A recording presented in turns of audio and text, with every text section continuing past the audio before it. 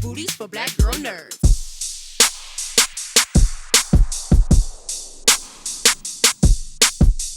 Hello, Taron. How are you? I'm very well. It's a pleasure to talk with you. How you doing?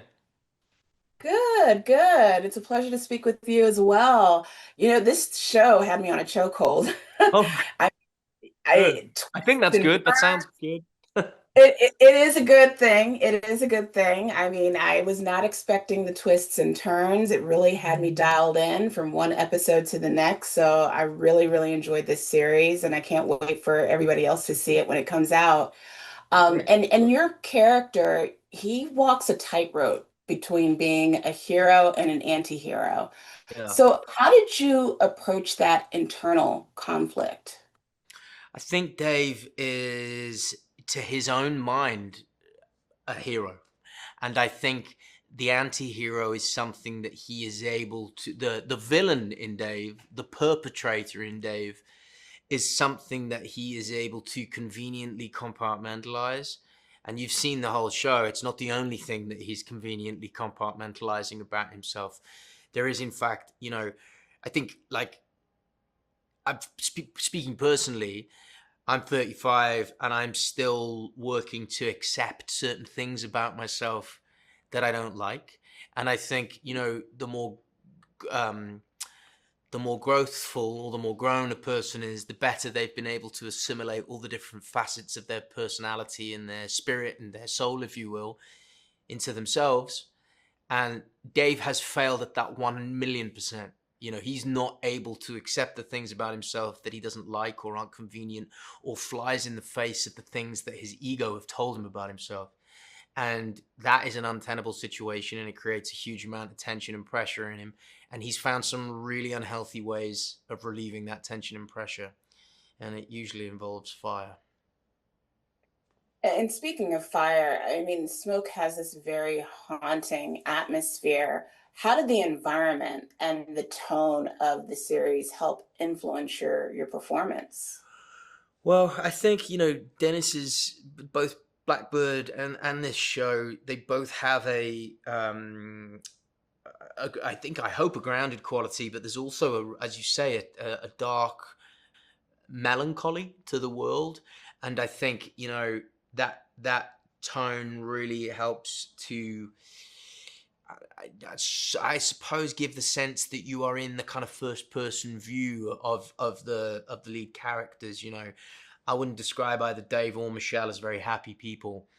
And I wouldn't just, and it was the same in Blackbird. I would say the same about Jimmy and Larry.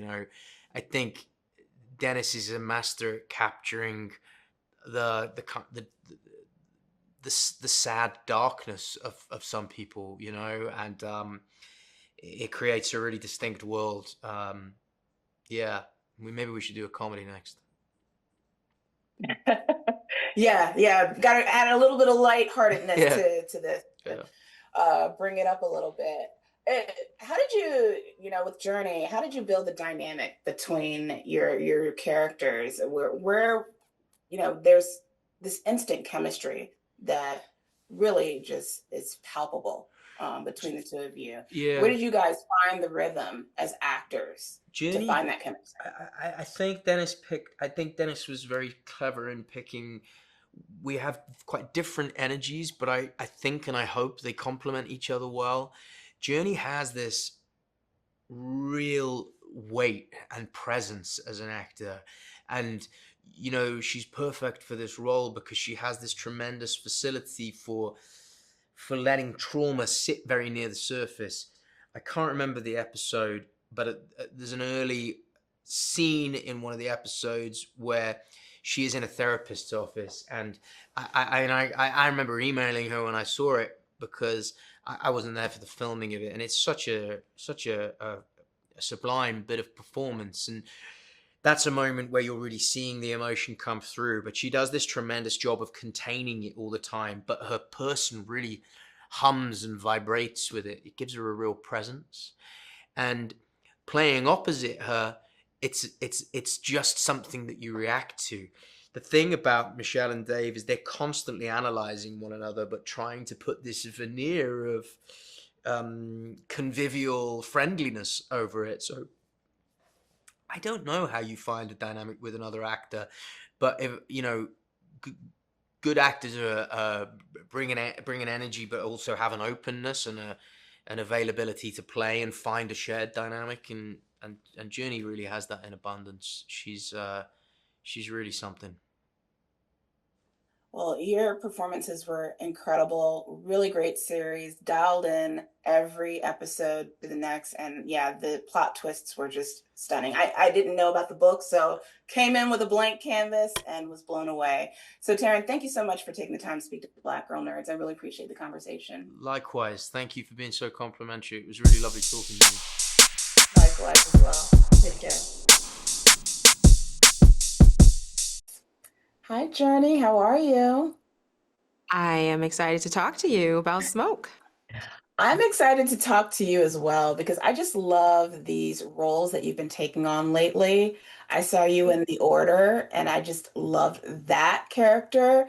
And you just Aw. play these, these formidable, deeply human, intelligent women. And I love Michelle. She's incredible. And I love the plot twists that we get to experience with her journey throughout this film, pun Aw. intended. What was your entry point into Michelle's mindset? That's a great question. It was a conversation with Dennis Lehane. The first time I met him, he said, Jurnee, we all say we want to be happy, but why are we drawn to the things that want to kill us, the things that want to destroy us? And that is Michelle. When you see her, she's the one destroying things. She's destroying her house in order to rebuild it. And so she's in this pattern of destruction and creation and is doing this dance with fire, this force in her life that she's drawn to, where she's, sometimes I guess you could call it, what do we get caught up, self-sabotaging things? Yes. And being attracted to the very thing we know we're supposed to avoid, that man that we know we're supposed to avoid, that Right. toxic relationship we're supposed to leave, and so I, like anyone else, have had those struggles. So I could definitely relate. Smoke is such a gripping and layered series. What drew you to this project initially? That exact thing. It's layered. It's this true crime drama. It's at its core, with this big genre, it's at its core, it's a character-driven piece. And it's about all these complex human beings who are forced to live amongst each other and interact with each other. And Michelle is just so richly complex. As an actor, I admire folks who take on really complicated characters. And I have to say, as women, we're not offered these sort of characters enough. But it's part of my goal is to be able to embody these sort of challenges, these rich, complex, flawed women, so that we can see ourselves in them, see those struggles and feel a little less alone. Exactly. I love that you're getting these roles, and there should be no excuse that there are roles available like this for women like us. So good to see you being reflected in this. Thank you. Smoke has this very haunting atmosphere, Mhm. and I asked this question of Taron, and I want to ask this of you. How did the environment and the tone of the show help influence or even inform your performance? That's a great question. I don't know that I was aware of a certain tone or vibe, honestly. I can't really think about things like that are outside of my body. I can only behave. I do all this research. I work with my coaches. For this character, I put on 15 pounds of muscle with my trainer, Jeanette. I worked with my physicality coach. I did the work that you do so that by the time you step on set, it should feel invisible. But I'm not aware of tone or all those things. That's really up to the director, the filmmakers, the storytellers to watch for that stuff. Me, I just behave. That's it. I'm just in it. I'm just gonna let it be. Yeah.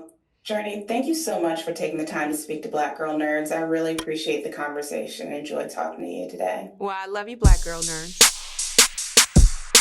We love you back. Thank you. All right, thanks.